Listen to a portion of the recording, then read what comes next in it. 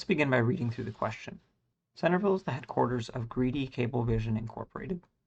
The cable company is about to expand service to two nearby towns, Springfield and Shelbyville. There needs to be cable connecting Centerville to both towns. The idea is to save on the cost of cable by arranging the cable in a Y-shaped configuration. Centerville is located at 10-0 in the XY plane. Springfield is at 0-3 and Shelbyville is at 0-3. The cable runs from Centerville to some point x0 on the x-axis, where it splits into two branches going from Springfield and Shelbyville. Find the location, x0, that will minimize the amount of cable between the three towns and compute the amount of cable needed. So let's start off by drawing our diagram. And in this case, since things are labeled in the xy plane, we're going to create an xy plane.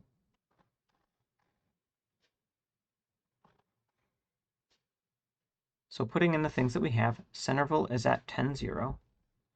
Out here at 10-0, we have Centerville. Springfield is at 0-3. Shelbyville is at 0-3.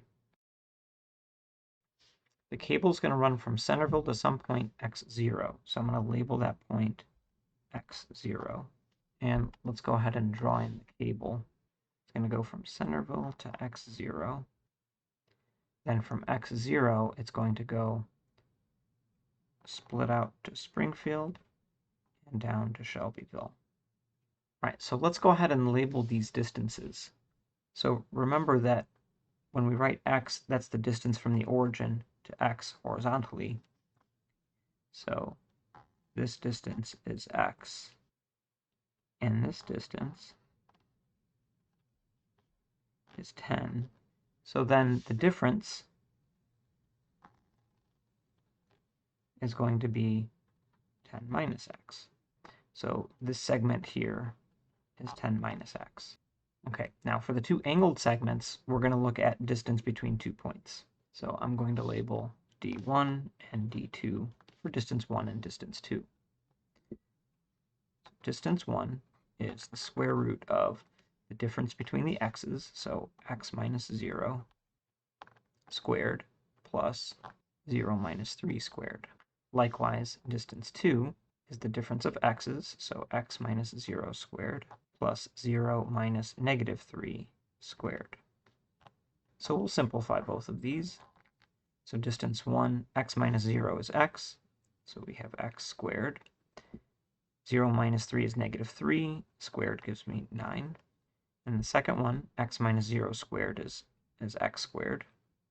0 minus a negative 3 is 0 plus 3, or 3, and when I square that I get 9. So both of these are the square root of x squared plus 9.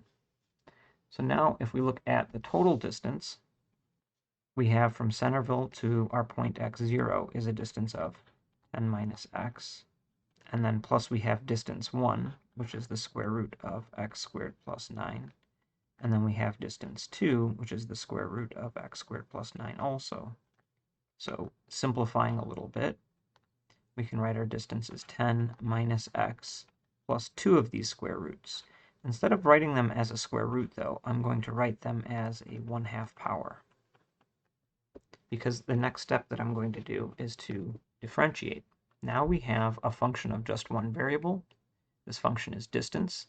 This is the function that we want to minimize, so we can go ahead and differentiate it to find the critical points.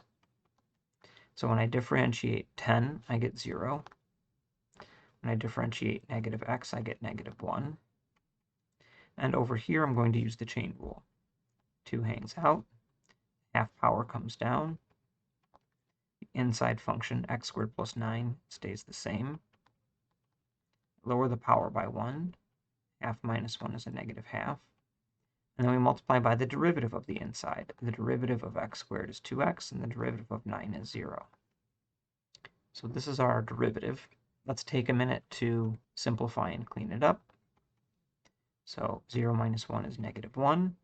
2 times 1/2 is 1. The stuff to a negative power I'm going to put in the denominator. I'm going to rewrite it as a square root, x squared plus 9. So then in the numerator I just have 2x.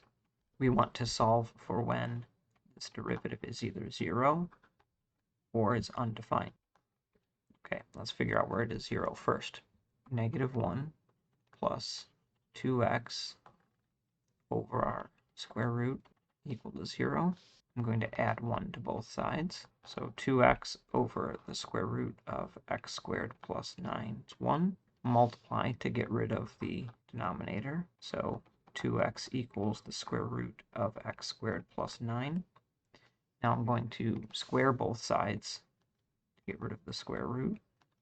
When I square 2x, I don't get 2x squared, I get 4x squared. Both the 2 and the x get squared. Subtract x squared on both sides. Divide by 3. So x could be positive or negative square root of 3.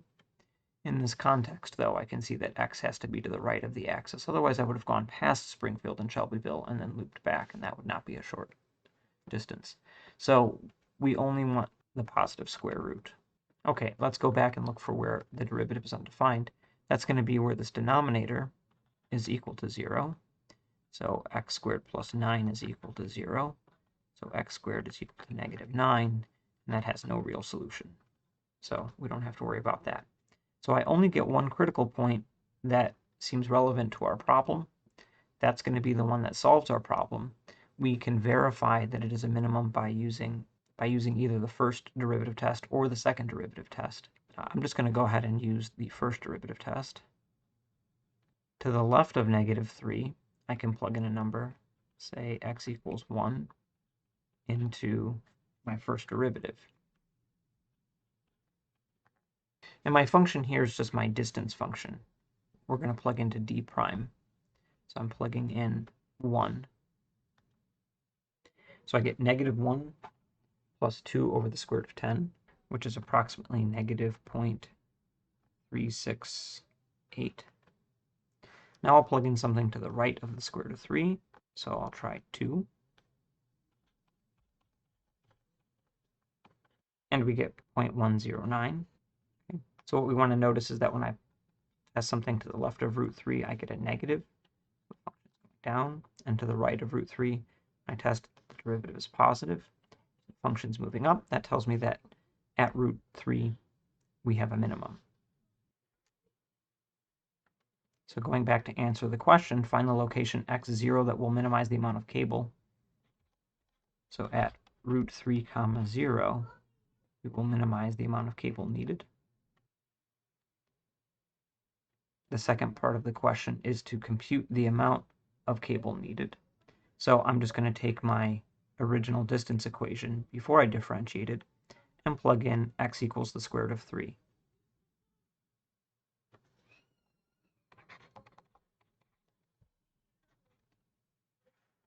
So the length of cable needed is 10 plus 3 root 3 units, because the problem didn't actually specify what we were measuring our units in. So we'll just leave it as units.